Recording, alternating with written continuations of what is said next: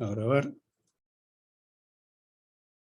Hoy tenemos que concluir con el régimen de patentes y vamos a desarrollar el régimen de dibujos y diseños industriales.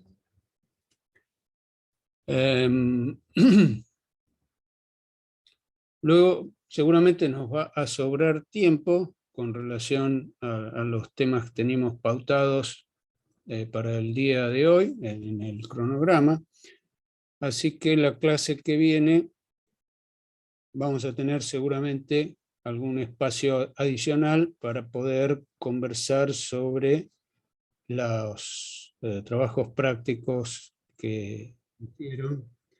Espero que tengamos tiempo de poder verlo con anticipación para poder comentar algunas cosas. Así que bueno, vamos a empezar compartiendo las diapositivas.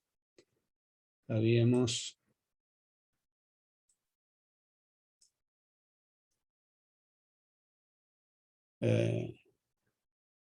llegado a las patentes de adición.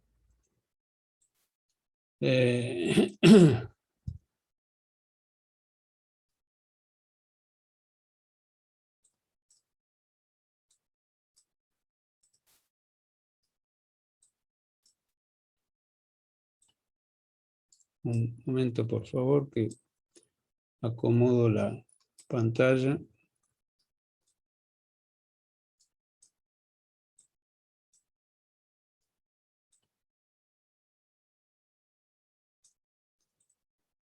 Bueno, el tema lo tenemos en la ley, en los artículos 51 y 52 de la ley.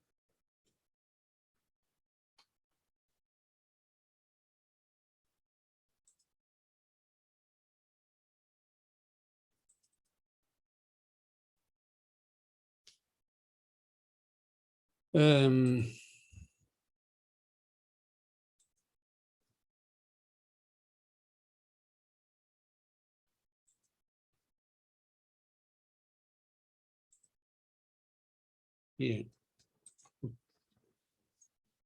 Las patentes de adición son derechos que otorga el régimen legal y que queda en cabeza de la autoridad de control, otorgar o no. Perdón,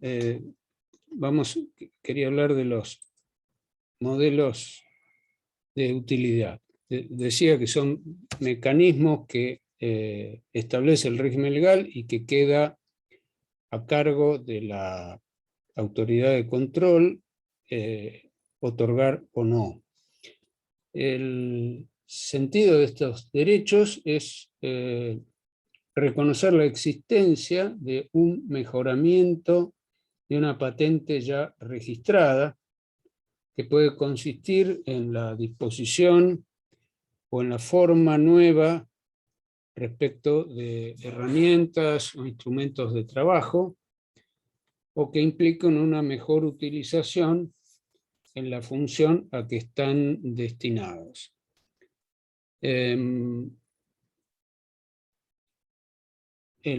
derecho, cuando es en el caso de que fuera reconocido por la autoridad de control, supone el otorgamiento de un título que se denomina certificado de modelo de utilidad, y el derecho que se otorga es por el término de 10 años improrrogables. Esto supuso en su momento para los observadores y analistas que, dado que nuestro país no es un país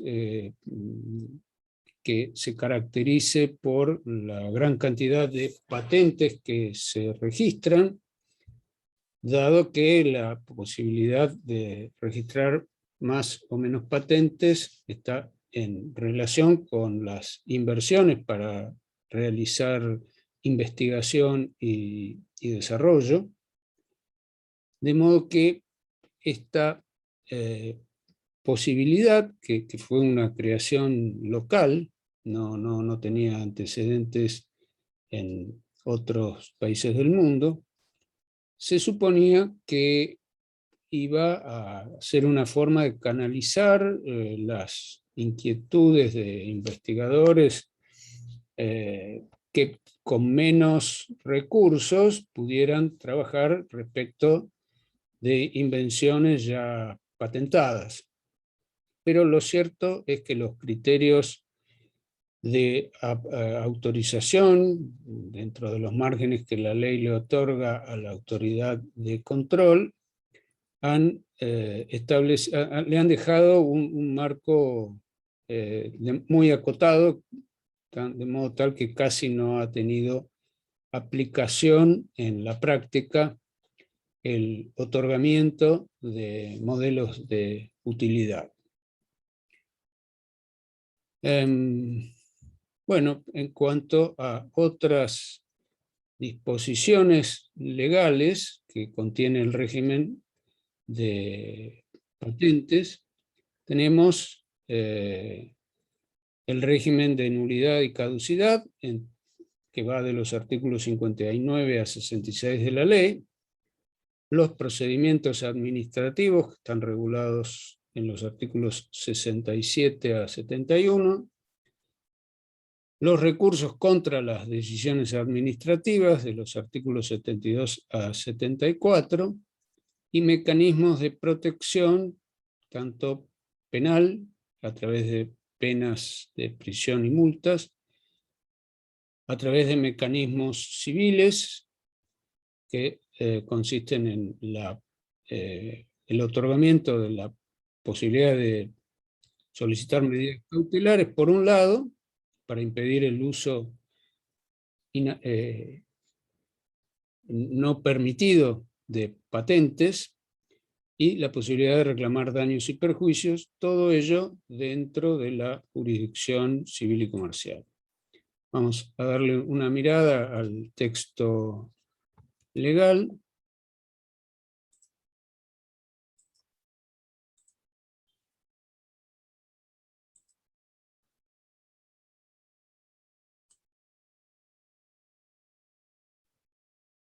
Tenemos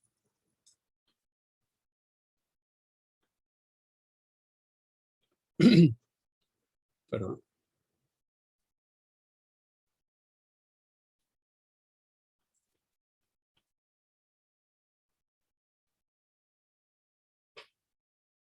Bueno.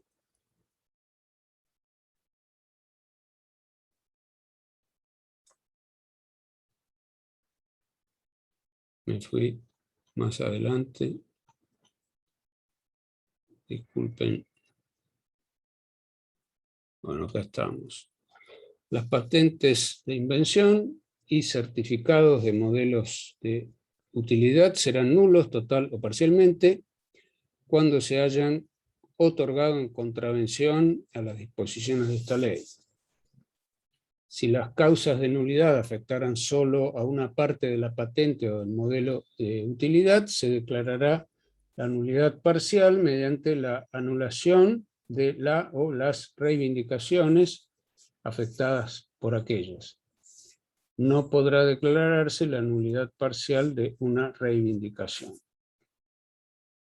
Bueno, en el artículo 62 tenemos las causales de caducidad, que operan al vencimiento de la vigencia del derecho. Recordemos que la filosofía de la ley es otorgar un periodo de exclusividad al titular de una patente, tanto para explotarla por sí o cederle el derecho a terceros a través de una licencia, y que vencido ese plazo de 20 años, no hay posibilidad de reinscripción, por lo tanto, operado ese plazo, caduca el derecho.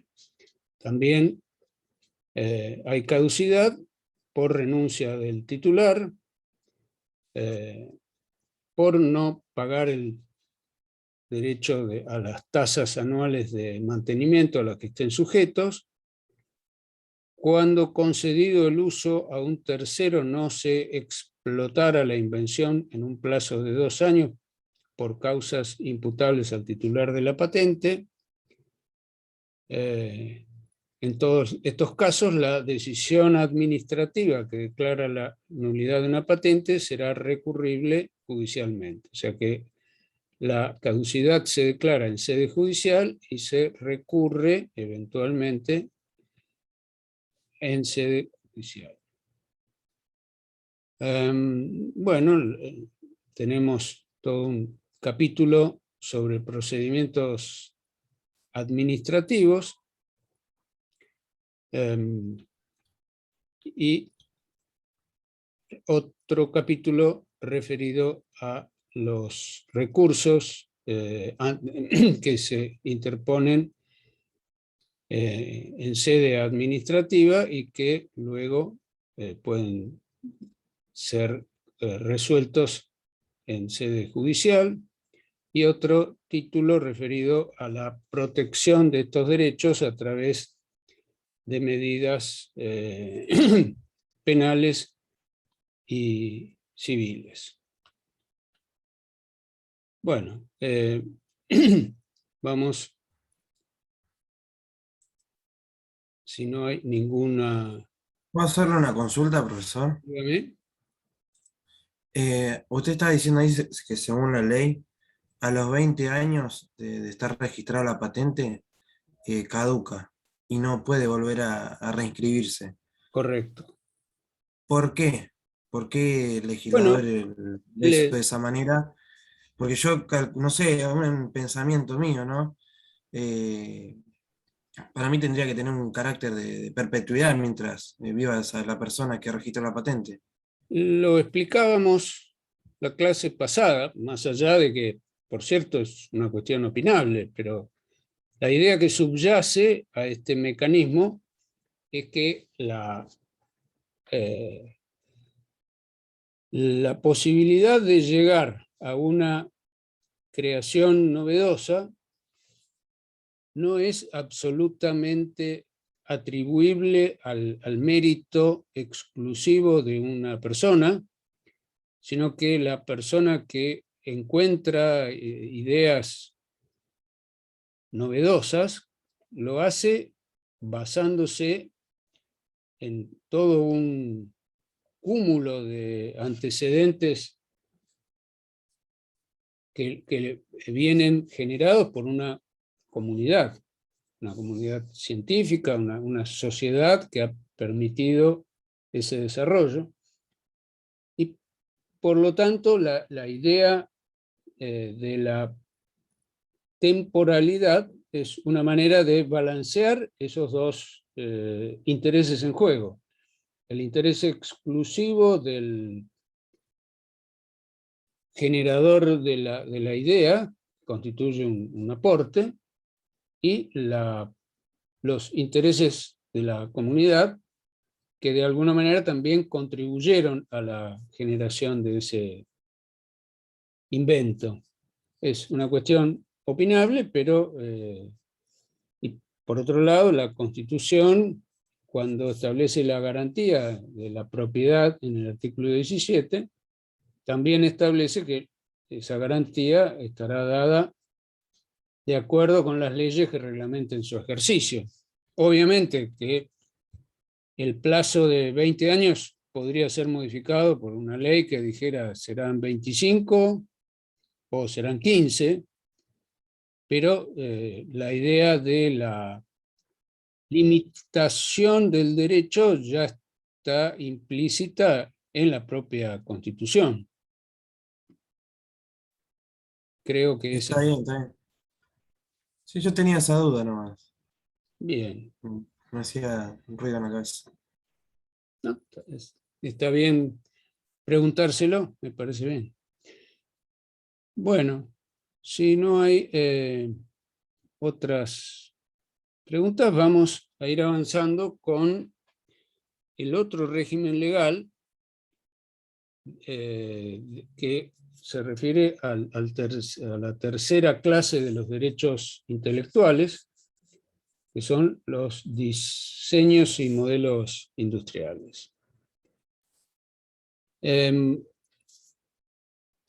modelo o diseño industrial es una creación que se refiere a formas, aspectos visuales, ya sea que se incorporen a un producto industrial o que se refieran a cuestiones referidas a su aspecto, y que le confieren una mayor atracción al usuario, el hecho de que tenga una forma u otra, naturalmente, que va a resultar en un valor adicional respecto de la utilización de ese objeto, que se tiene que referir también a un producto de aplicabilidad en la industria.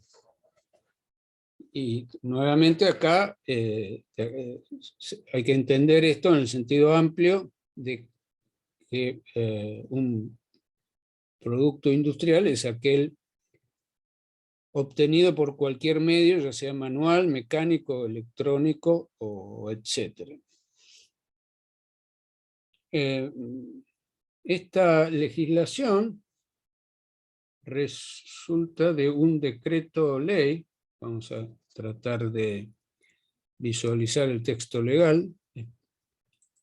Permítanme un segundo de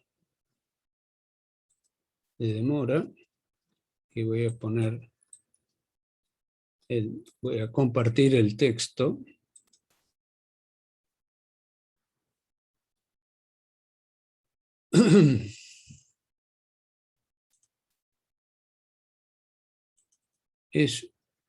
Este régimen legal se origina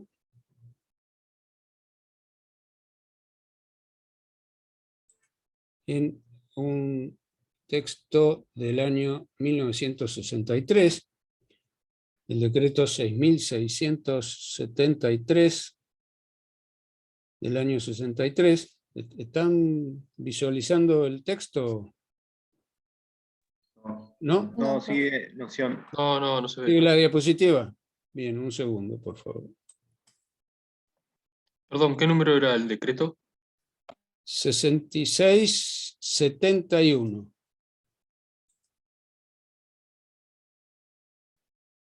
¿Ahora lo pueden ver? Sí, ahora sí. Sí, Bien. perfecto. Bien. Profe, ahora sí. Este decreto corresponde a un conjunto de disposiciones que durante el gobierno de facto que siguió al derrocamiento de Arturo Frondizi en el año 62, tuvo por objeto este conjunto de normas adecuar, actualizar la legislación comercial. Ahí aparece el decreto ley 5965, que se refiere al régimen de la letra de cambio y implicó la adopción de un convenio internacional sobre letra de cambio, al cual adhirió la República Argentina a través de una de sus variantes, de las variantes que permite este tratado sobre la letra de cambio. Y incluyó el tema de los dibujos y del reconocimiento del derecho de los creadores de dibujos y diseños que afecten a la forma de objetos con aplicabilidad industrial, y agregó además, y fue objeto además de una reciente modificación en el año 88 en lo que se refiere a el procedimiento administrativo para obtener el reconocimiento de estos derechos. Bueno, dice el artículo primero que el autor de un modelo o diseño industrial y sus sucesores legítimos tienen sobre él un derecho de propiedad, y aclaro, propiedad en este sentido amplio del término, no de dominio que tenga por objeto cosas físicas, sino que se habla del reconocimiento de un derecho respecto de elementos que carecen de las particularidades del derecho de dominio. Es una propiedad, valga la reiteración, intelectual.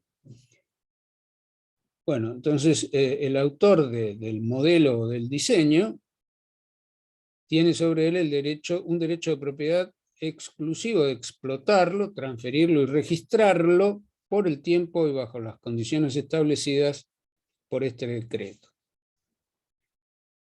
El segundo párrafo se refiere al problema que ya habíamos analizado con relación a las patentes, respecto de qué pasa cuando una creación intelectual de esta índole resulta como consecuencia de o en el marco, perdón, se da en el marco de una relación laboral. El que lo crea es un empleado de otra persona y la titularidad de los derechos recaerán en uno u otro, en el empleado o en el empleador, según el objeto para el cual fue contratado el empleado y según los medios de los que se haya valido el empleado para obtener esa creación.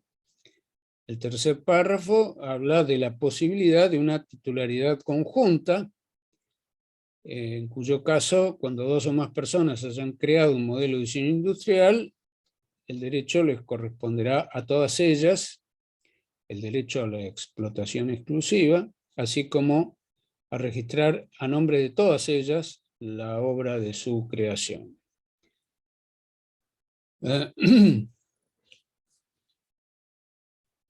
El último párrafo establece que el autor de un modelo de diseño industrial y sus sucesores legítimos tienen acción reivindicatoria para recuperar la titularidad de un registro efectuado dolosamente por quien no fuere su autor. O sea, reivindicar implica dejar sin efecto la titularidad otorgada ilegítimamente y reconocer la titularidad en cabeza del creador legítimo. También este derecho alcanza a los autores de modelos o diseños radicados en el extranjero, o sea, más bien, creaciones que se hayan obtenido en el extranjero y que podrán ser registradas en nuestro país siempre que haya reciprocidad en la legislación de sus respectivos países respecto de que argentinos puedan registrar derechos similares en los países de origen. Bien.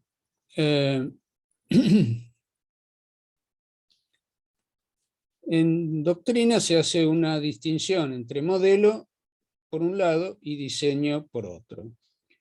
Modelo se llama a la forma incorporada y tiene características tridimensionales, y diseño se llama al aspecto exterior bidimensional. Y en el caso del diseño, del aspecto bidimensional, lo que se protege es el dibujo, sea este un mero trazo, por ejemplo, que consiste en una simple conjunción de líneas. Y desde este punto de vista, el diseño tiene que ser visible porque es la percepción de los elementos bidimensionales se da solamente a través de la vista.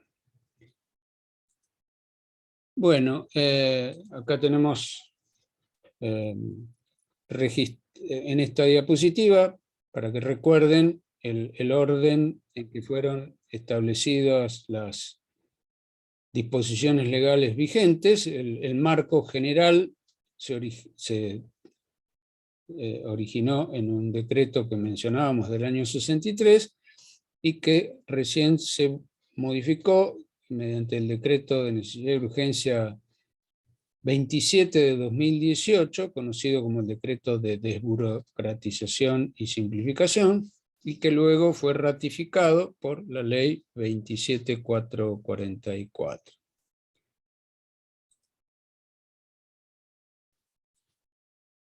Bueno, según el artículo primero, el derecho es que otorga este régimen legal a los creadores de modelos y de diseño, es un derecho de propiedad en el sentido que acabábamos de expresar, que otorga el derecho a la explotación.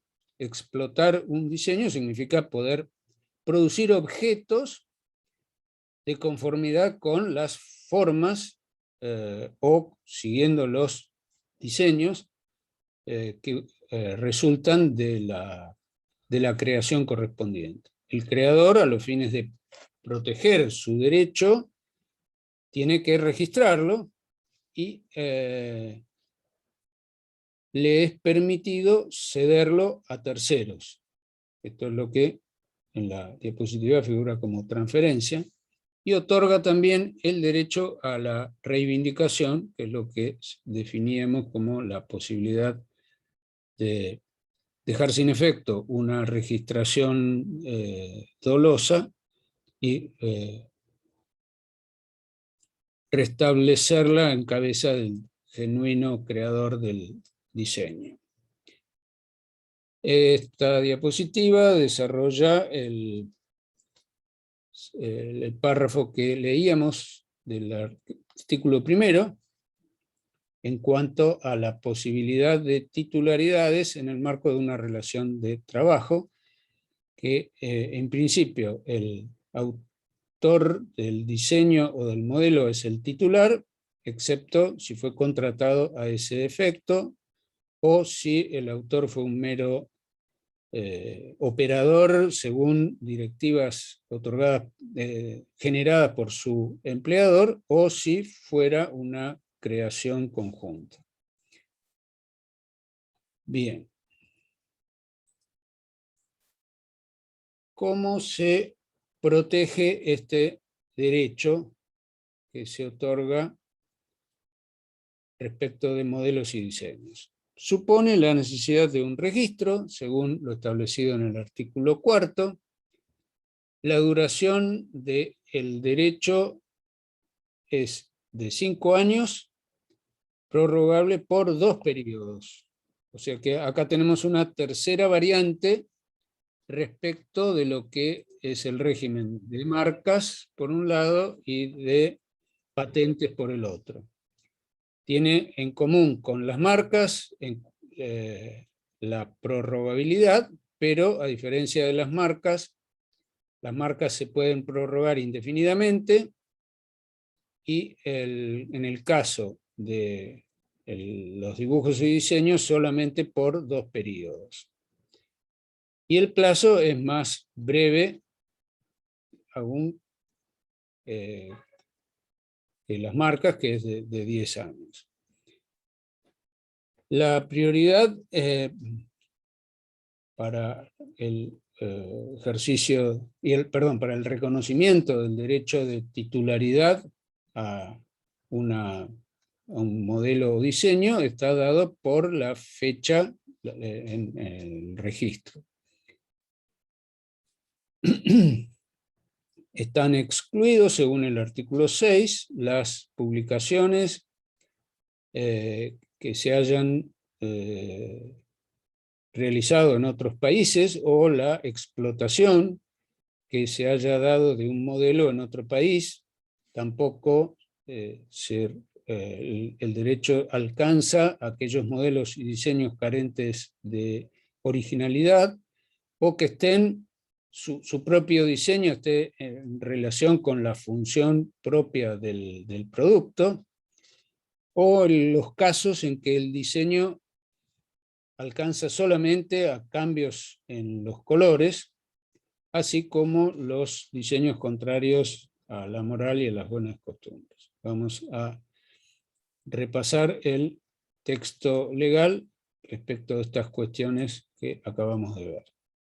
El artículo 4 establece que para gozar de los derechos reconocidos en el presente decreto ley, el autor deberá registrar el modelo o diseño de su creación en la Dirección de Modelos y Diseños Industriales del Instituto Nacional de la Propiedad Industrial, organismo descentralizado actuante en el ámbito del Ministerio de la Producción. Recordemos que ya habíamos dicho que el Instituto Nacional de la Propiedad Industrial, conocido por sus siglas como INPI, tiene tres áreas, tres direcciones, una referida para las marcas, otra para las patentes y una tercera para estos derechos que estamos comentando. El artículo 5 habla de la prioridad respecto de los derechos. Se presume que quien primero haya registrado un modelo o diseño industrial es el autor del mismo, salvo por prueba en contrario. O sea que esto es algo que se puede discutir porque vimos que puede haber, con relación a las patentes, vimos la posibilidad de que en ciertas circunstancias las presentaciones que se hagan en encuentros, en ferias, en exposiciones, pueden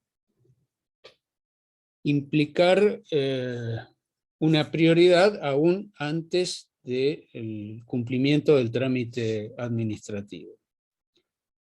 Bueno, el artículo 6 contiene las exclusiones que ya habíamos mencionado.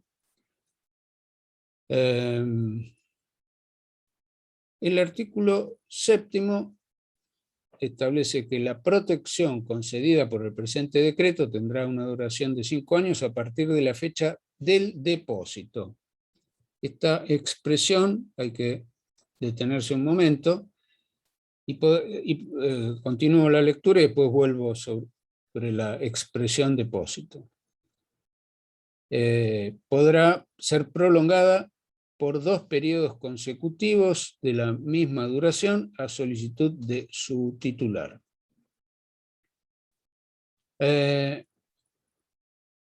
El trámite en este artículo, el trámite del registro en este artículo es calificado como depósito. Esto tiene un alcance que la lectura desprevenida del texto legal puede hacer que se pase desapercibido. Esto significa que la autoridad de control, la autoridad del registro, la autoridad que administra el registro, la dirección correspondiente del INPI, no tiene en este trámite un rol activo, como vimos en el caso de las patentes. El trámite del registro consiste en ser meramente depositario de un modelo Y esto tiene el alcance de que las pretensiones que pudiera tener otro titular respecto de la creación, de la paternidad respecto de la creación, no se discute en sede administrativa. Esa discusión, eventualmente, si hubiera motivos para llevarla a cabo, habrá de plantearse en sede judicial. Bien. Vamos a ver el trámite administrativo del registro, el procedimiento del registro. La solicitud, nuevamente, en este caso, las reformas legales que se dieron en el 2018 tuvieron que ver fundamentalmente con la informatización del trámite administrativo del registro. Se presenta una solicitud. Esta solicitud va a tramitar por vía electrónica y la particularidad de la reforma es que incorpora la posibilidad de que una misma solicitud incluya hasta 20 modelos de la misma clase. O sea, se pueden incluir productos de más de una clase y se pueden pedir solicitudes divisionales. O sea, en función de los distintos tipos de aplicaciones que pueden tener los modelos o diseños. Es necesario el pago de una tasa que se fija según las disposiciones administrativas.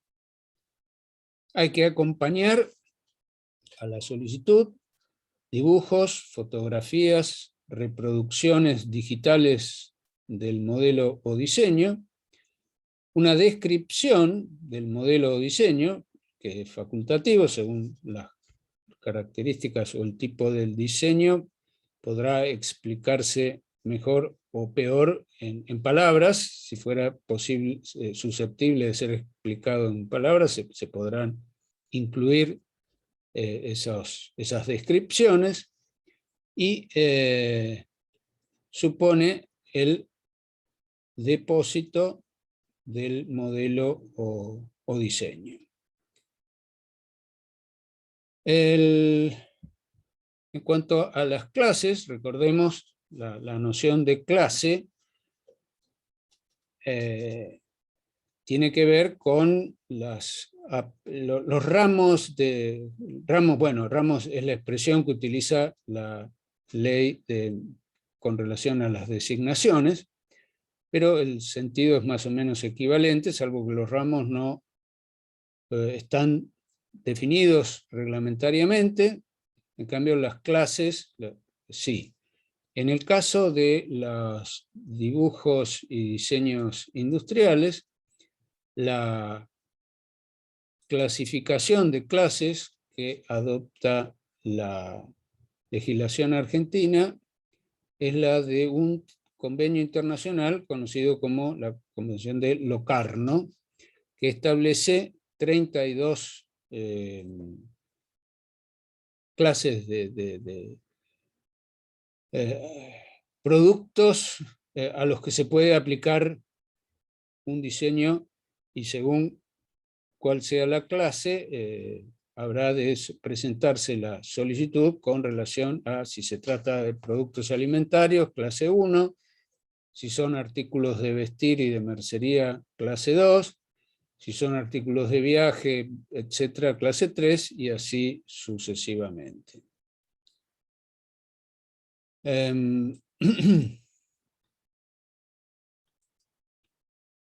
Bueno, la resolución de la Dirección de Diseños y Modelos solo podrá denegar la misma, la solicitud, solo por razones formales. Como adelantábamos hace un momento cuando comentábamos el sentido de la expresión depósito, que incluye el artículo 7 del decreto. Esto es el correlato del rol que le cabe a la autoridad de registro. Solamente habrá de controlar los requisitos formales, por lo tanto, esa será la única causa por la cual podría denegar una solicitud de registro. Entonces no verifica si existen modelos o diseños similares dentro de los ya registrados, ni en el país ni en el exterior, no evalúa la novedad del modelo o diseño que se presenta a registro, simplemente lo deposita como si fuera, o sea, tiene un rol de fedatario el registro. Si se va a poner en discusión el día de mañana la similitud entre dos modelos, el hecho de que estén depositados ante la autoridad, la autoridad cumplirá su función mostrando cuáles son los dos modelos o diseños que se hubieran depositado, y una autoridad judicial será la que terminará resolviendo el conflicto. Y la resolución que en primera instancia hay en la reforma legislativa del año 2018, la autoridad de registro va a tener una función, además de la función de depositario. En caso de presentarse un conflicto, un contencioso, va a resolver el instituto en primera instancia, pero siempre la última decisión va a ser de la justicia federal en lo civil y comercial, que tiene facultades en este sentido. Vamos a repasar el texto legal que sostiene lo que está resumido acá en esta diapositiva.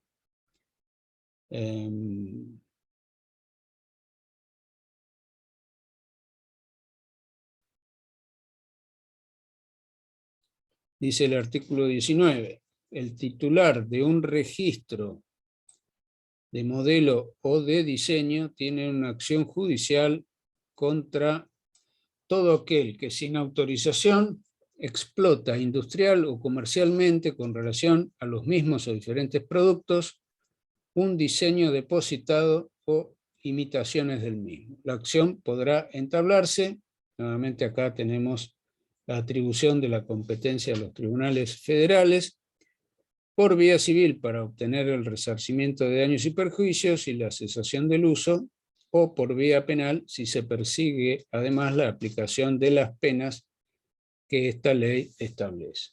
Acá vemos en el artículo 21 la aplicación de multas a quien fabrique o haga fabricar productos industriales que presenten las características protegidas por el registro de un modelo o diseño o sus copias, etcétera, etcétera. Bien.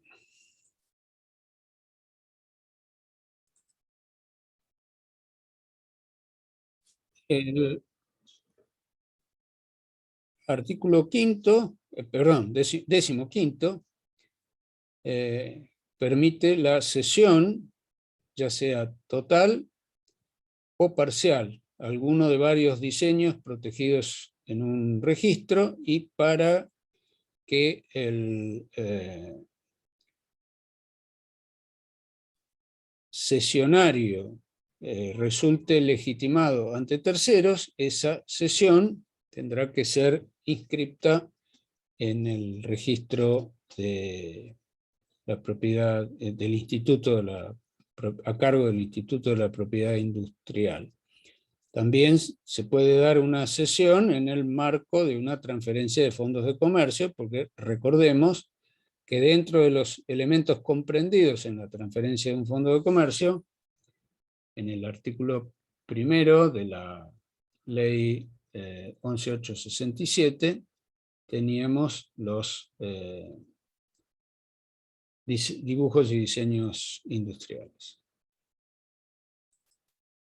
Bueno, en esta diapositiva última tenemos una comparación entre estos regímenes legales que protegen los derechos industriales, donde se compara la fuente de la designación, perdón, de la regulación, que tenemos la ley 22.362, que abarca la regulación tanto de las marcas como de las designaciones, y en el caso de las patentes, el decreto 260 del año 96, y en el de los dibujos y modelos, el decreto 6773 del, perdón, 71. Acá hay un error en la diapositiva. Es 71. Ya mismo lo voy a corregir.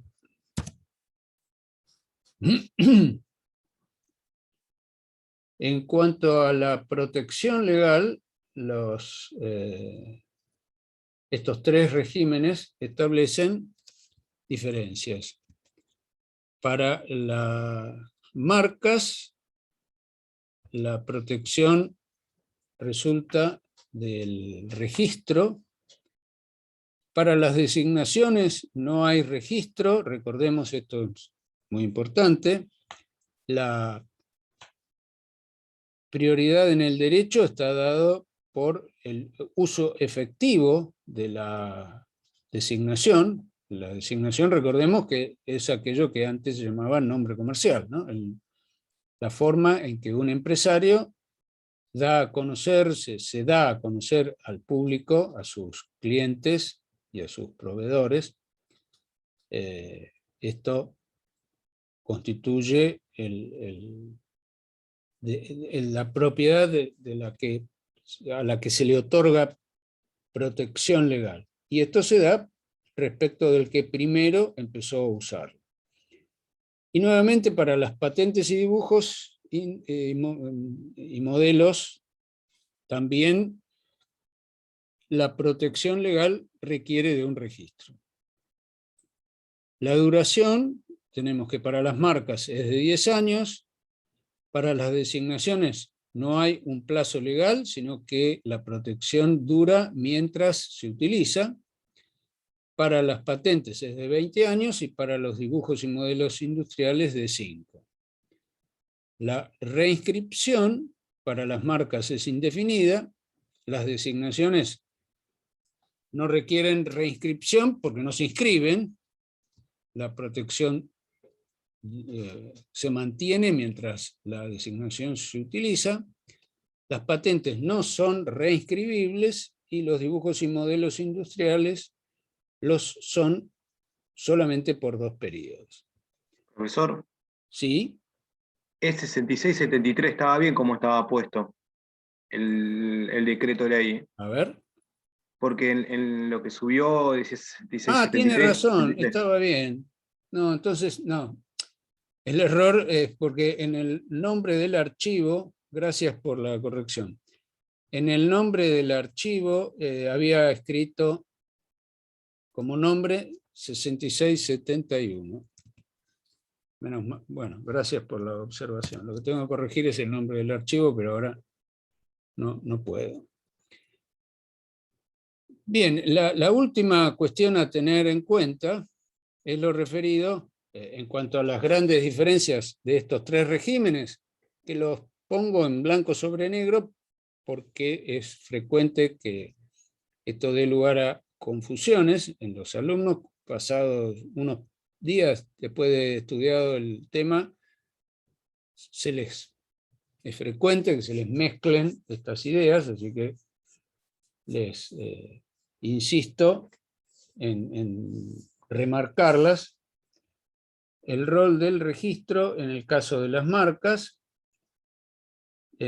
supone que el registro dictamina sobre la solicitud de inscripción de una marca en función de una revisión que tiene que hacer de si encuentra o no marcas iguales, y en los casos en que hubiera oposición resuelve en primera instancia. Sus decisiones son apelables. Con relación a las designaciones, el registro no tiene ningún rol, no hay un registro, reitero lo que ya hemos dicho, no hay un registro de designaciones. Y en el caso de las patentes, el registro tiene un rol activo, de acuerdo al artículo 27, tiene la facultad de llevar a cabo una investigación respecto de la originalidad de la creación intelectual que se pretende patentar. Y por último, en el caso de los dibujos y modelos industriales, el rol del registro es actuar como mero depositario a los fines de dar fe del alcance y del contenido del modelo de que se trata la solicitud de registro. Bien, con esto daríamos por terminado el régimen de los derechos intelectuales y estaríamos concluyendo también la polilla tercera del programa, y podemos comentar lo que a ustedes les parezca, si tienen alguna inquietud, alguna pregunta que hacer al respecto. Así que los escucho si hubiera preguntas sobre este tema. Una pregunta, profesor, buen día. Buen día, ¿cómo le va? Sí, quería hacer una pregunta porque me quedó ahí. El tema de la clasificación de Lucarno lo tenemos que saber en una por una porque es como bastante. No. O con que sepamos algunas ya está bien. No, esto se los pongo a los fines de que tengan en claro a qué se refiere la noción de clases. Es a título de ejemplo. No tiene ninguna utilidad que memoricen esos 32 nombres. Perfecto, gracias. De nada. Bien, ¿alguna otra? Sí, yo tengo una duda con respecto a la última parte, que tenía que ver con la protección. Ajá. Dígame. Sí, no, la protección de los diseños y modelos industriales, así, ¿dónde se daba o cómo era? Me faltó esa última parte. A ver si me aclara un poco más cuál es sobre qué tema quiere ampliar. Claro, sobre la protección que estaba en el artículo 19 del decreto. Bueno, el régimen acá está menos reglamentado que en los otros casos, pero siempre supone que quien tiene derecho a oponerse a un registro, en este caso no hay posibilidad de oposición previa. Estamos hablando de que quien considere que se hubiera registrado o sea depositado un modelo cuya autoría no le corresponde al quien la obtuvo, la vía de discusión es el ámbito, bueno, se plantea la observación en sede del registro y se recurre en vía de apelación al juez federal en lo civil y comercial correspondiente. Y la discusión es respecto de cuestiones de hecho. Discutir la titularidad supone argumentar acerca de quién creó el diseño. Eso, por ejemplo, ¿cómo se puede probar una cuestión de esta índole? Bueno, en primer lugar, el que primero lo registró tendrá una presunción a su favor. En segundo lugar, ¿cómo se puede argumentar acerca de el parecido? Esto es algo similar a lo que sucede en materia de propiedad intelectual, salvo que acá no está reglamentado. Esto es una cuestión de apreciación judicial. En el caso de una composición musical, se considera que hay plagio si repite no recuerdo en este momento el número, una cantidad de compases. O sea, ahí hay un criterio reglamentado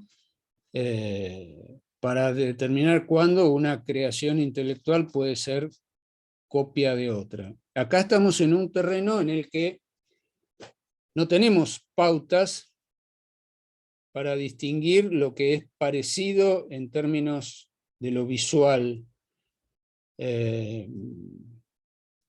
Es una cuestión de hecho que tienen que resolver los jueces sobre la base de las circunstancias de cada caso. O sea que estamos frente a un terreno, esta familia de derechos supone una posibilidad de discusión mucho más, para usar una palabra corriente, podríamos decir patinosa, porque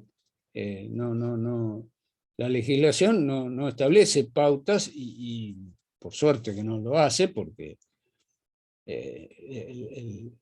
la capacidad de prever normativamente cuestiones de esta índole es muy limitada. De modo que esto lo termina resolviendo un juez sobre la base de lo que como ser humano le parece que puede ser repetición de otra cosa o no. ¿Le aclara un poco más su inquietud de esto? Sí. Gracias. Bien. ¿Alguna otra cuestión? Bueno, vamos entonces a ir adelantando para dejar lugar en la próxima clase a poder discutir los trabajos prácticos que se hubieran presentado.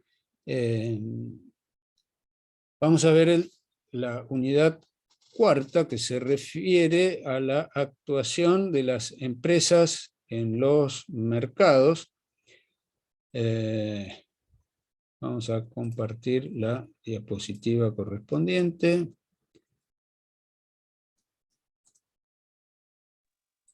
Perdón, profesor, que vuelva a preguntar si es que ya respondió. ¿En el parcial entra hasta la unidad 4? Va a entrar todo lo que veamos hasta la clase anterior. Perfecto. Bien. Gracias. De nada.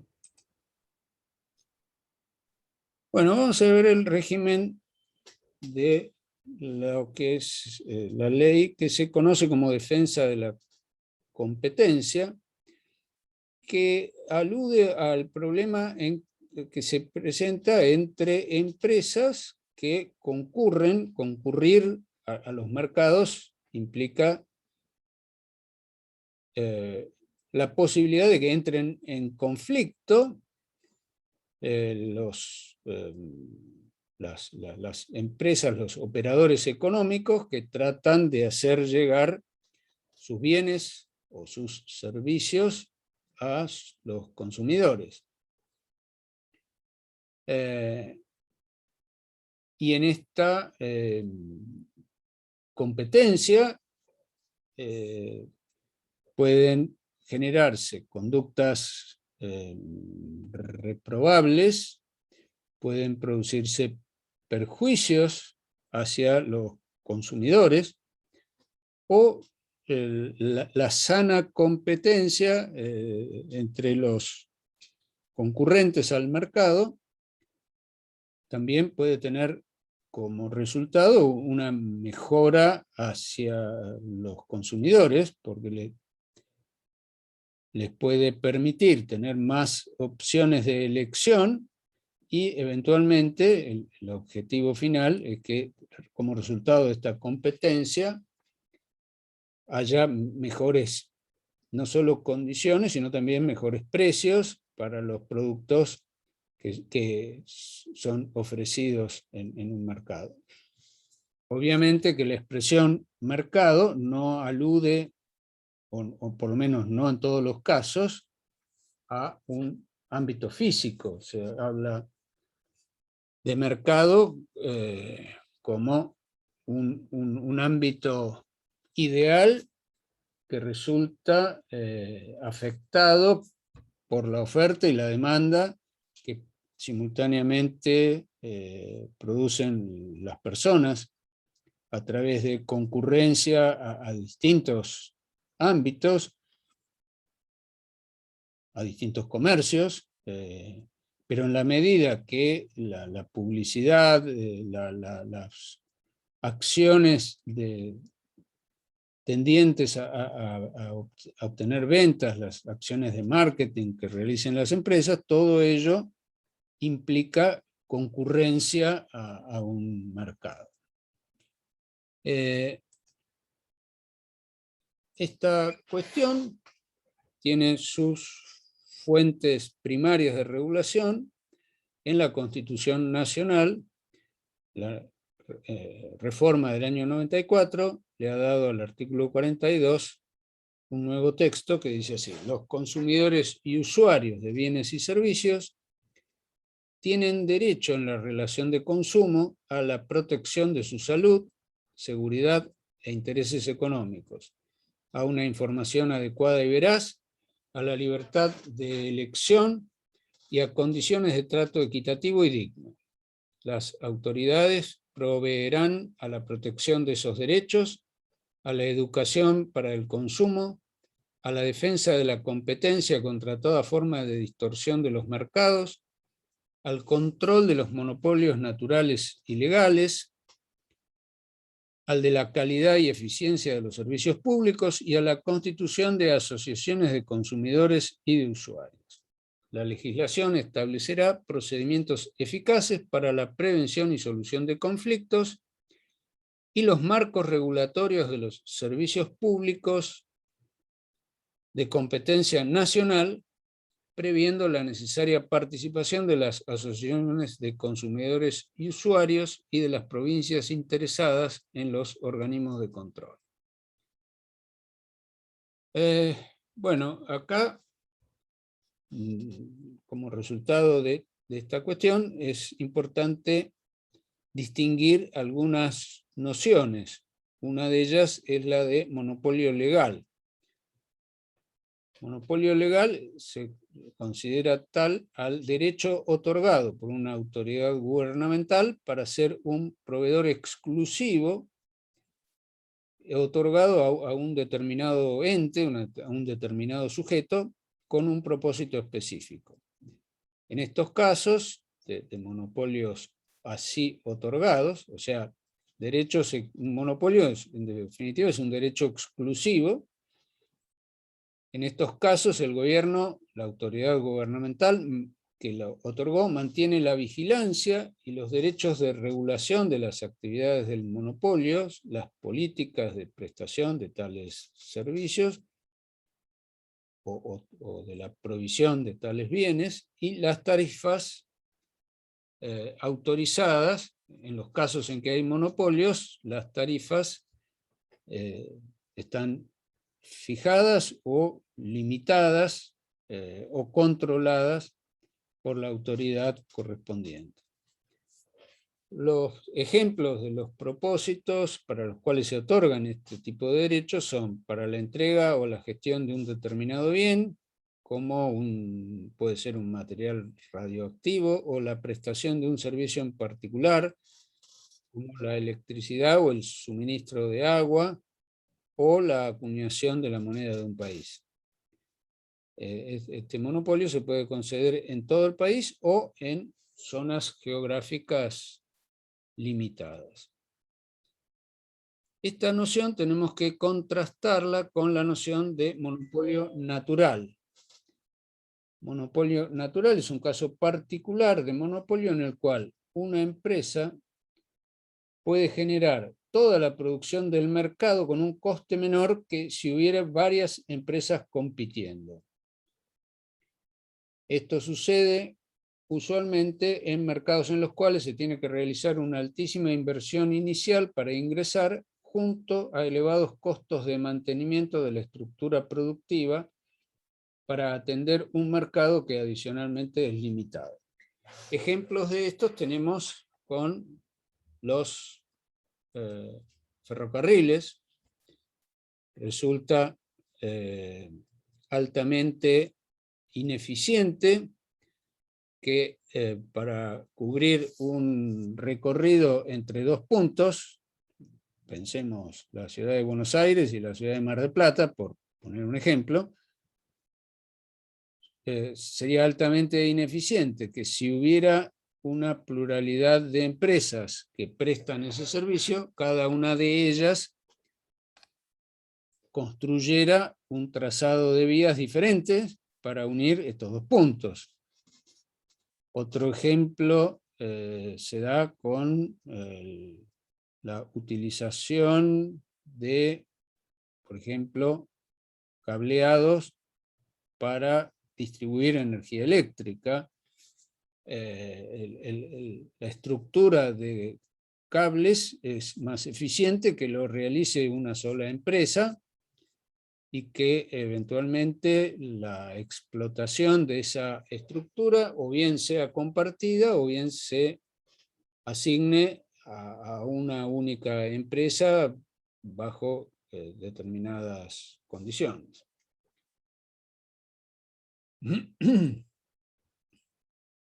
Bien. La primitiva regulación de esta problemática se dio en nuestro país en el año 1923 con la ley 11.210, que luego fue modificada por una ley 12.906, y estas leyes tenían un carácter más bien de protección a través de penas, y se las denominaba leyes antimonopolio.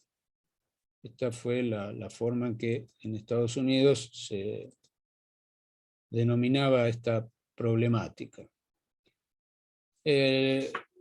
La primera modificación, que implicó el cambio de denominación del régimen de protección, se dio en el año 80 con la ley 22.262. Luego en el año 1999 hubo una nueva reforma legislativa mediante la ley que llevó el número 25.156, que tuvo modificaciones. Esta ley, mediante un decreto 396 del año 2001, por delegación de una ley 25.414. Luego esta ley tuvo modificaciones por la ley 26.993, y en el marco de la ley 25.156 también se dictó en el año 2001 el decreto reglamentario número 89. Y finalmente aparece un nuevo texto legal en mayo de 2018, que lleva el número de ley 27.442. El régimen vigente tiene como objetivo la protección del libre movimiento de los mercados a través de dos tipos de regulaciones de conducta. Por un lado, procedimientos preventivos que tratan de evitar que se produzcan situaciones de alteración al régimen de la libre concurrencia, o sea, tratan de evitar que haya operadores que actúen en condiciones monopólicas. Y por otro lado, hay disposiciones legales que tienden a sancionar conductas de este tipo una vez verificadas las mismas, una vez realizadas las mismas. El mecanismo supone la designación de una autoridad de aplicación que actúa bajo la asistencia de un organismo denominado Comisión Nacional de Defensa de la Competencia. Las facultades de esta autoridad de aplicación consisten en ordenar el cese, la abstención y o la modificación, o sea, una vez verificada una conducta distorsiva de la libre concurrencia, se puede ordenar la modificación de las mismas, así como el cese o la eliminación de aquellos actos que resulten nocivos al interés general.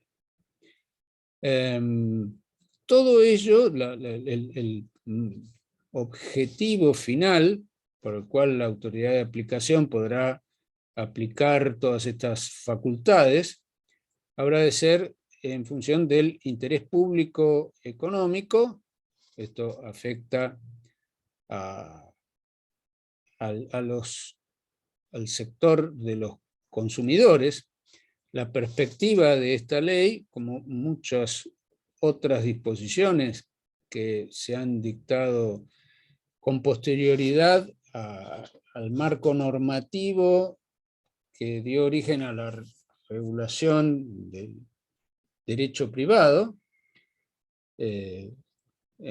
a partir del siglo XX y sobre todo en la segunda mitad del siglo XX, fueron apareciendo instituciones de origen estatal que tenían por objeto establecer límites a la actuación de los particulares. A partir de ahí se empieza a visualizar a las partes que celebran los contratos de contenido económico como, por un lado, los proveedores de bienes y servicios, por otro lado, los consumidores. Desde la perspectiva del derecho privado común, tanto civil como comercial, un contrato es una relación jurídica con alcances económicos entre dos sujetos y no se los visualiza a estos sujetos de una manera particular. En principio, este ángulo de la regulación analiza las relaciones internas del vínculo, problemas tales como las equivalencias de las prestaciones o cuestiones similares. En este otro conjunto de disposiciones, que vamos a ver, la primera de las cuales es esta Ley de Defensa de la Competencia, la actuación de las empresas se ve desde esta otra perspectiva. Algunos de los sujetos actúan en función de ser proveedores de bienes y servicios, y otros de los sujetos son consumidores. Entonces, el objetivo final de estas regulaciones, que en principio están dirigidas a las empresas, o sea, a los proveedores de bienes o servicios, es que las limitaciones que se les impongan tendrán como norte el interés de la comunidad, que normalmente habrá de ser mejorar la calidad de los productos y tratar de obtener los mejores precios. Y por otro lado, también la garantía de la defensa de la libre actividad de los particulares, porque si bien no es este el objetivo final de esta legislación, vamos a ver que hay otras legislaciones que complementan esta cuestión en lo que hace a la lealtad entre los prestadores y productores de bienes y servicios. Pero en este, el objetivo final, en principio, es el interés del sector consumo de la sociedad, que es aquel que no está en condiciones de interferir en la forma en que operan los prestadores de bienes y servicios. Bueno, acá en esta diapositiva tenemos un esquema de las primeras disposiciones de la Ley de Defensa de la Competencia, esta Ley 27.442, que se pueden clasificar en un control de las conductas. El artículo primero incluye una prohibición genérica de conductas que cumplan con determinados requisitos. En el artículo 2, prohibiciones que se dan de por sí en cualquier contexto, porque muchas de las caracterizaciones de las prohibiciones no son absolutas, sino que se prohíben conductas en tanto que cumplan tales o cuales requisitos. En cambio, en el artículo 2 hay una suerte de presunción de que las conductas incluidas en ese artículo 2, que vamos a ver cómo se lo define, de por sí implica un daño. Hay una presunción de que esas conductas implican daño. Y el tercer caso está dado por prohibiciones específicas que se enumeran en el artículo 3. Por otro lado, existe en el régimen legal lo que se llama un control estructural de las concentraciones económicas. Una concentración económica es una situación de hecho que se da cuando los oferentes de un determinado producto o de un determinado servicio, en un ámbito también determinado, por el volumen de su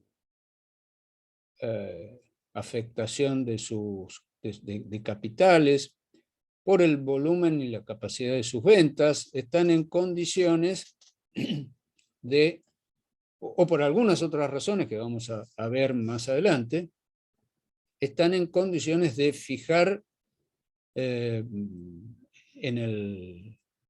un mercado determinado, fijar precios que fueran más allá del que pudieran establecerse de una manera inadecuada para ese interés económico general.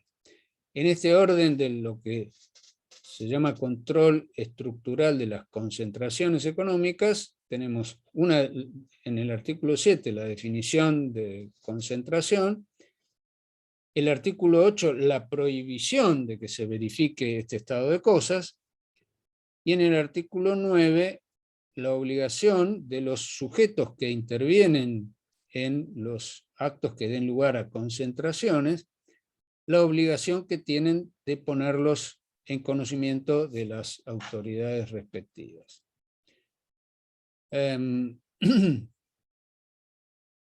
Vamos a ver entonces, perdón, volví para atrás.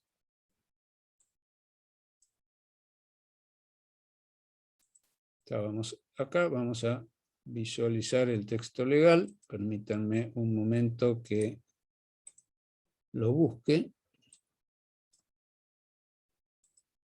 porque no lo tengo.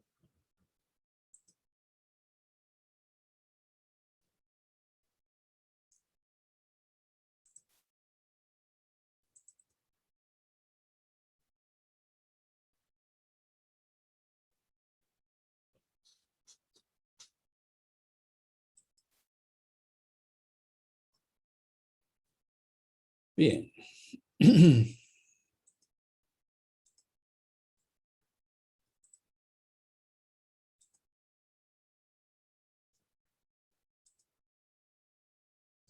¿Pueden ver ahora la ley 27.442? Sí, sí. Sí, perfecto. Sí, profesor. Gracias. Sí, sí. Bueno, entonces tenemos este primer capítulo sobre acuerdos y prácticas prohibidas, que, como decíamos hace un momento, en el artículo primero lo que tenemos es una prohibición genérica, que dice así: están prohibidos los acuerdos entre competidores, las concentraciones económicas, los actos o conductas de cualquier forma manifestadas, relacionados con la producción o intercambio de bienes o servicios, que tengan por objeto o efecto limitar, restringir, falsear o distorsionar la competencia o el acceso al mercado, o que constituyan abuso de una posición dominante en un mercado, de modo que pueda resultar perjuicio para el interés económico general. O sea que tenemos una serie de condiciones, pero que finalmente aparecen limitadas, porque cada una de estas conductas, la limitación, la restricción, el falseamiento o la distorsión de la competencia, o el abuso de una posición dominante, en el fondo no constituyen, vamos a silenciar un segundo, que hay algún ruido. Bien, volvemos al... Decíamos que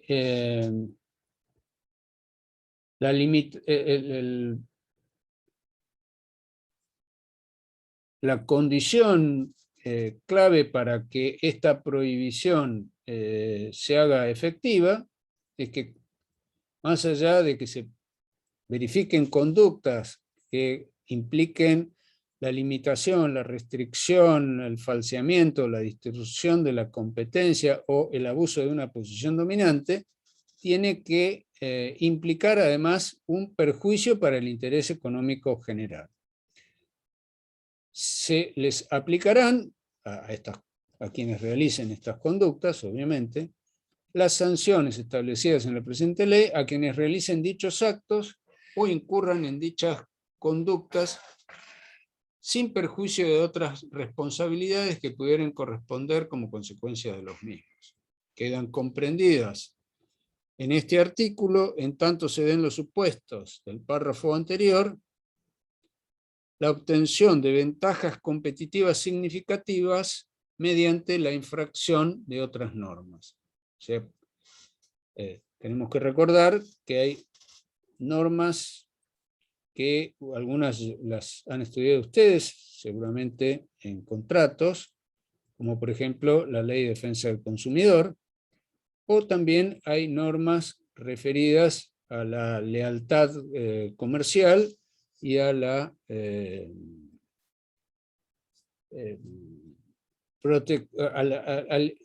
la necesidad de evitar las conductas las conductas desleales, no solamente con relación a los consumidores, sino entre los productores también. Dijimos que había otro conjunto de disposiciones que implicaban prohibiciones per se. Eso eran las del artículo 2, que dice así: constituyen, prácticas absolutamente restrictivas de la competencia y se presume que producen perjuicio al interés económico general, en los casos del artículo primero hay que probar que exista perjuicio al interés económico general. En estos casos no es necesario probarlo porque hay una presunción. Y estas prácticas son los acuerdos entre dos o más competidores consistentes en contratos, convenios o arreglos, cuyo objeto o efecto fuere concertar en forma directa o indirecta el precio de venta o compra de bienes o servicios al que se ofrecen o demanden en el mercado. O sea, el objetivo de la ley, o lo que la ley presume que es mejor para el interés económico general, es que el precio resulte del cálculo que cada empresa hace de sus costos, de sus políticas de eficiencia a la hora de producir bienes o servicios, y que actuando cada uno en forma independiente es posible que ese interés económico general se beneficie. Si actuaran de forma concertada, ya el solo hecho de la concertación para fijar entre los operadores que actúan en un mercado, el hecho de que se pongan de acuerdo para fijar un precio, implica una conducta que por sí misma implica una infracción del régimen legal y se hará pasiva de las sanciones que el mismo establece. B, otro tipo de acuerdo que la ley prohíbe es establecer obligaciones de producir, procesar, distribuir, comprar o comercializar solo una cantidad restringida o limitada de bienes y o prestar un número, volumen o frecuencia restringido o limitado de servicios. C, repartir, dividir, distribuir, asignar o imponer en forma horizontal zonas, porciones o segmentos de mercados, clientes o fuentes de aprovisionamiento. Acá vamos a ver aparecer una expresión que se va a repetir en varias oportunidades, que tiene que ver con el problema de la horizontalidad o la verticalidad. Esta cuestión locativa de que se trate de, en algunos casos, de actuaciones horizontales o actuaciones verticales son analogías que utiliza, por un lado, la ley, por otro, la doctrina, para interpretar estos conceptos, estas disposiciones. Tiene que ver con esta cuestión de la posibilidad de establecer decisiones en el marco de una actividad. Sobre esto tenemos diapositivas más adelante que lo establecen, que fijan estos conceptos, pero aprovecho ya para adelantarlo. La actuación horizontal implica independencia en la toma de decisiones. Se trata de varios sujetos que, manteniendo la individualidad jurídica,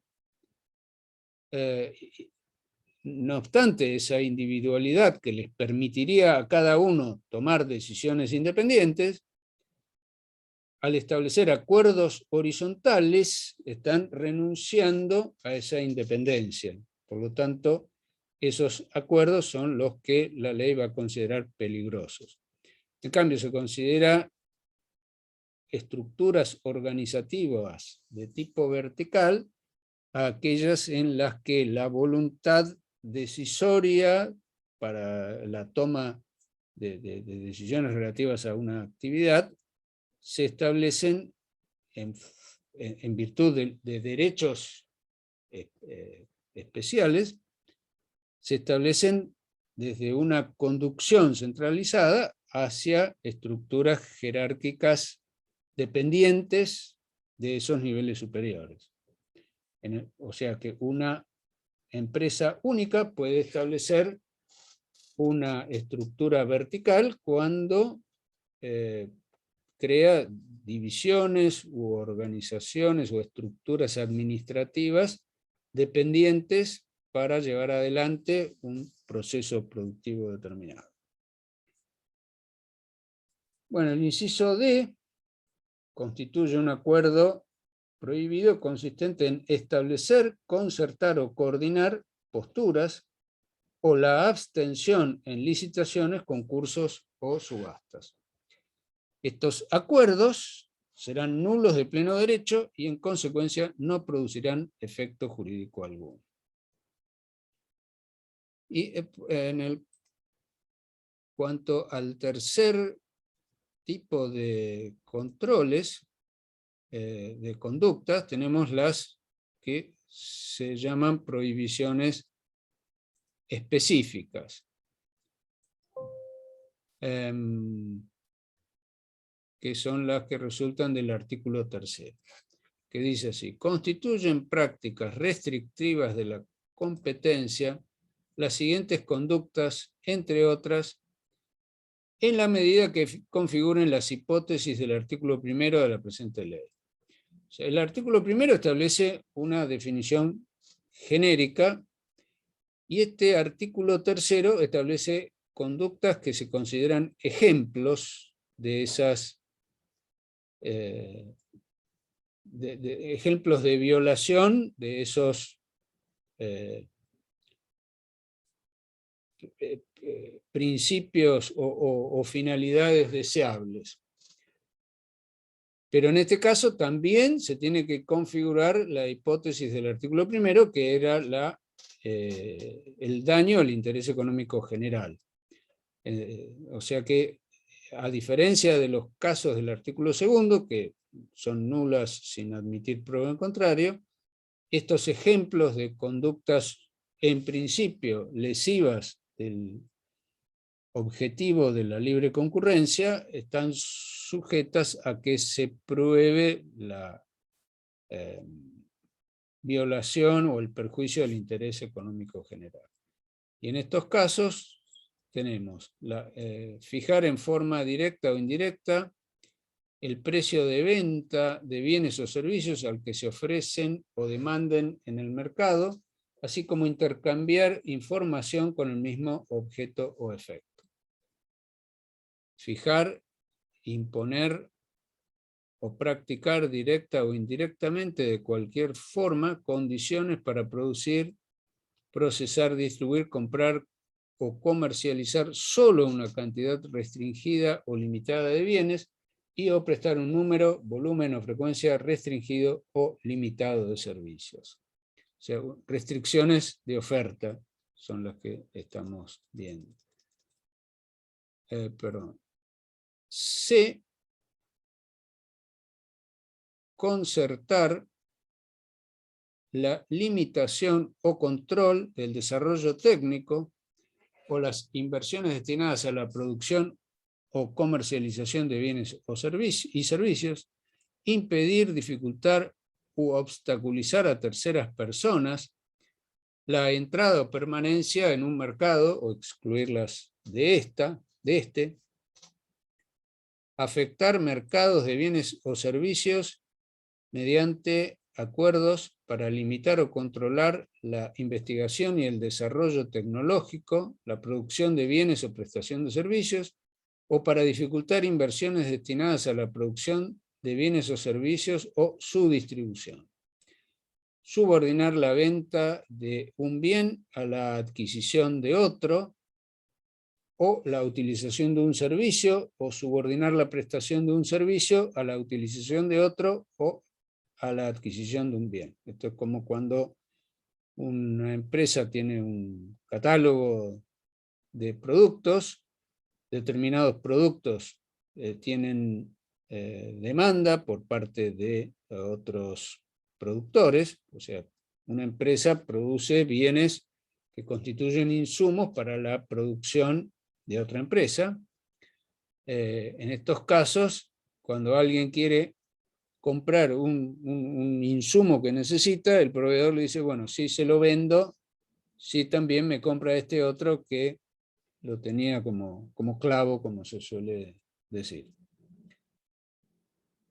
Incisos G, sujetar la compra o venta a la condición de no usar, adquirir, vender o abastecer bienes o servicios producidos, procesados, distribuidos o comercializados por un tercero. Imponer condiciones discriminatorias para la condición o enajenación de bienes o servicios sin razones fundadas en los usos y costumbres comerciales. Negarse injustificadamente a satisfacer pedidos concretos para la venta de bienes o servicios efectuados en las condiciones vigentes en el mercado de que se trata. Suspender la provisión de un servicio monopólico dominante en el mercado a un prestatario de servicios públicos o de interés público. Enajenar bienes o prestar servicios inferiores a su costo sin razones fundadas en los usos y costumbres comerciales con la finalidad de desplazar la competencia en el mercado o de producir daños en la imagen o en el patrimonio o en el valor de las marcas de sus proveedores de bienes o servicios. Esto es la conducta que se conoce con la expresión inglesa de dumping. O sea, vender por debajo del costo durante un tiempo para provocar la ruina de los competidores. Y por último, dentro de estas conductas incluidas en el artículo 3º, tenemos la prohibición de la participación simultánea de una persona humana en cargos ejecutivos relevantes o director de 2 o más empresas competidoras entre sí. Bien, volvemos a la guía de las diapositivas.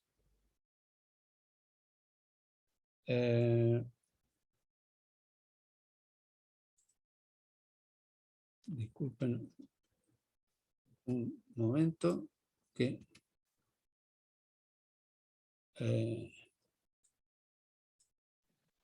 Una pregunta tengo. sí, Con dígame. respecto a- Entonces, ¿se puede decir que las prohibiciones per se que están en el artículo 2 son nulas absolutamente?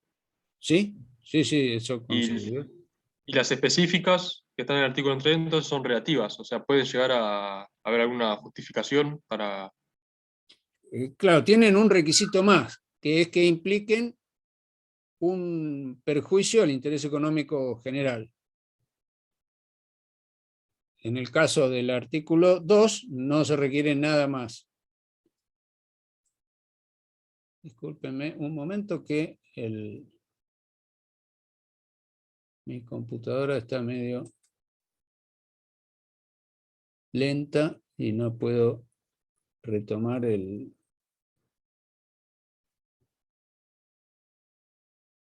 Bueno, ahí la aplicación PowerPoint se terminó cerrando porque no podía... ¿Y las prohibiciones genéricas eran nulas en qué sentido? ¿O cómo era el tema ese? En la medida que implicaran un perjuicio al interés económico general. El artículo 1 establecía el objetivo genérico, pero terminaba limitando la prohibición de las conductas a que impliquen un perjuicio al interés económico general. Ahí estoy retomando las diapositivas. Enseguida continuamos. Cuando abro muchas aplicaciones, terminamos con este tipo de problemas. Bueno, vamos a compartir entonces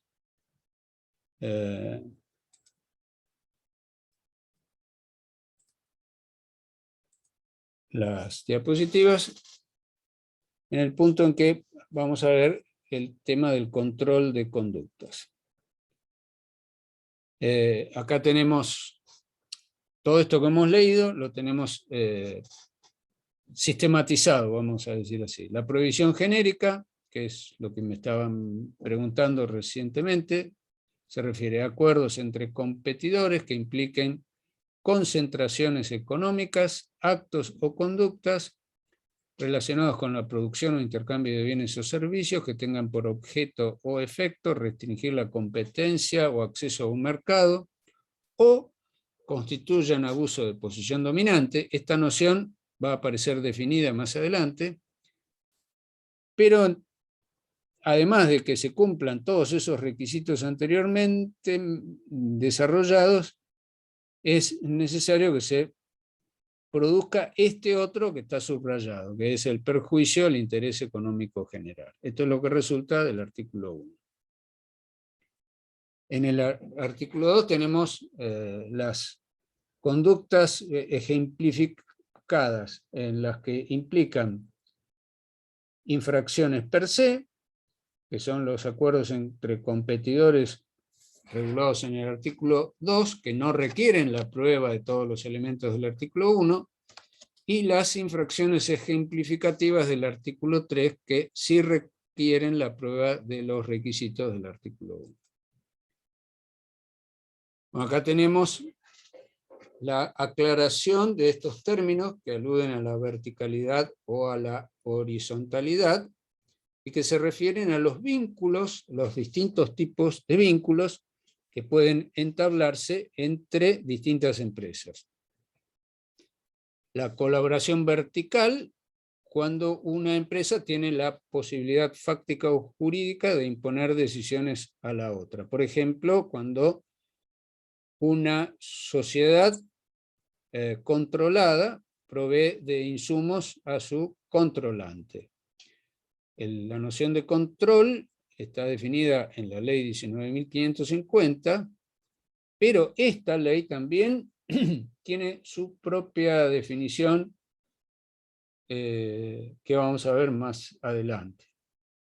O sea, hay colaboración vertical cuando una empresa impone condiciones a otra. O sea, un proceso productivo se puede realizar entre varias empresas, pero la elección organizativa ha sido la de que una empresa, en lugar de prestar o llevar a cabo todo el ciclo productivo con sus propios empleados y sus propios bienes de uso, ha elegido crear empresas diferentes para distintas fases de la producción y las controla a todas ellas, poseyendo, por ejemplo, participaciones en el capital. Este es un caso de colaboración vertical. Se da la horizontal cuando dos empresas independientes, jurídica y fácticamente, celebran acuerdos para coordinar sus acciones. Ejemplos de este tipo de colaboración horizontal se da en las agrupaciones de colaboración que están reguladas por el artículo 1453 del Código Civil y Comercial, que son aquellos acuerdos en que empresas independientes deciden coordinar fases de la producción entre estas dos o más empresas. Bueno, el artículo 4, que lo tenemos sintetizado en esta diapositiva, se refiere a los sujetos alcanzados por la regulación, que son tanto las personas físicas o jurídicas, públicas o privadas, con o sin fines de lucro, que realicen actividades económicas en todo o en parte del territorio nacional o en el exterior con efectos en el mercado nacional. Bueno, el artículo 5 define la noción de abuso de posición dominante, que es otra de las conductas que caracteriza el artículo 1 como acuerdos violatorios de el fin de la ley esta de defensa de la competencia. Lo tenemos sintetizado en el artículo 5, pero vamos a leerlo, les dejo la diapositiva para que después la vean, pero vamos a leerlo del texto legal directamente. A los efectos de esta ley se entiende que una o más personas goza de posición dominante cuando para un determinado tipo de producto o servicio es la única oferente o demandante dentro del mercado nacional o en una o varias partes del mundo, o cuando, sin ser única, no está expuesta a una competencia sustancial, o cuando por el grado de integración vertical u horizontal está en condiciones de determinar la viabilidad económica de un competidor participante en el mercado en perjuicio de estos. Y completa la calificación del concepto del artículo 6 cuando dice: a fin de establecer la existencia de posición dominante en un mercado, deberán considerarse las siguientes circunstancias: el grado en que el bien o servicio de que se trate es sustituible por otros, ya sea de origen nacional como extranjero, las condiciones de tal sustitución y el tiempo requerido para la misma. B, el grado en que las restricciones normativas limiten el acceso de productos u oferentes o demandantes al mercado de que se trate. C, el grado en que el presunto responsable pueda influir unilateralmente en la formación de precios o restringir el abastecimiento o demanda en el mercado, y el grado en que sus competidores puedan contrarrestar dicho poder. O sea que tenemos que tener en cuenta que la situación de posición dominante se puede dar sin que ello implique la infracción de ninguna norma legal. Lo que está, o sea, la situación de hecho se debe evaluar según las pautas del artículo 6, que acabamos de leer: la sustituibilidad, la influencia de restricciones normativas, la influencia unilateral. Pero para que esto constituya una conducta reprobada por el régimen legal, tiene que darse el abuso y luego la violación del interés económico general. Para llegar a esta evaluación es necesario ir por pasos, que consisten en la determinación del mercado relevante, evaluar cuál es la estructura del mercado relevante.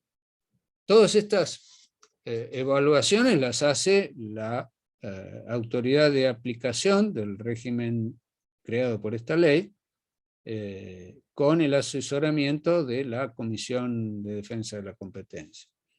El tercer paso es evaluar la posición dominante en el mercado relevante y evaluar por último si hubo abuso.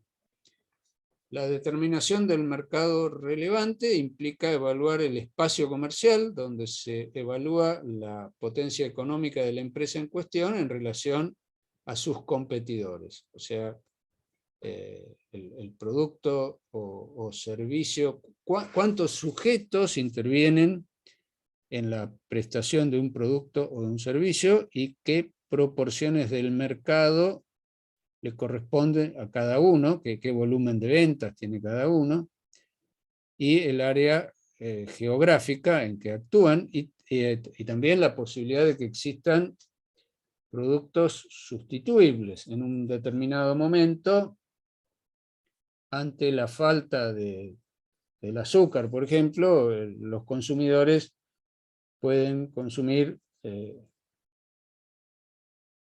edulcorantes artificiales. Y en la medida que existe sustituibilidad, el productor de azúcar, para seguir con el mismo ejemplo, carece de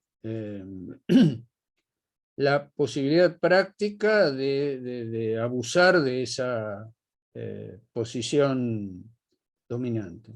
Uy, recién veo el horario que nos estamos ya en el límite. ¿Hay alguna pregunta, algún comentario que quieran hacer a lo que hemos tratado en la clase de hoy? No, profesor. Bueno, entonces vamos a dar por concluida la clase y les agradezco la participación. Vamos a tener un fin de semana largo, así que nos vamos a volver a ver el miércoles y espero que para el miércoles podamos podamos incluir en la clase del próximo miércoles el análisis de los trabajos, de las respuestas a las preguntas sobre la unidad 2. Así que Perfecto. nos vemos, si Dios quiere, el próximo miércoles. Profesor. Hasta el miércoles, profesor. Adiós, Jorge. Gracias. Chao, hasta